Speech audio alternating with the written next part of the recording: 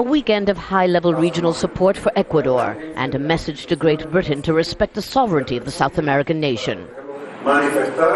We express our solidarity and support for the government of Ecuador in the face of threats to violate its diplomatic mission.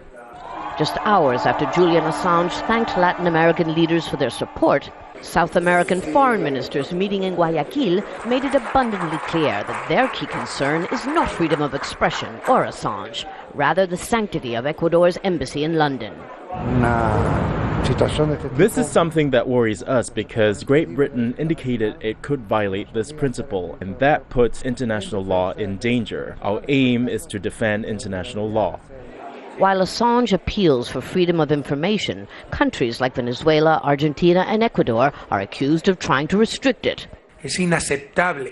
Ecuador's fiery president, Rafael Correa, has made attacking what he calls the corrupt private media a regular segment of his weekly national address.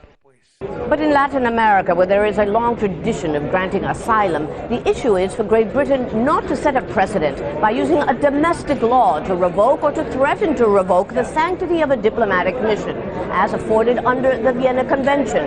Now, Ecuador is digging in its heels and says it is considering taking Great Britain before the International Court of The Hague to try to oblige it to grant safe passage to Assange. As for Britain's request to resume talks to find an amicable solution to the embassy deadlock, we talked to them for 2 months and their final response was a threat. We hope they withdraw it, but when you're under a threat, you can't sit down and talk. With no obvious end to the impasse, foreign ministers of all the Americas, including the United States and Canada, will meet Friday in Washington, where the Ecuador-Assange affair could well heat up further. Lucia Newman, Al Jazeera, Guayaquil, Ecuador.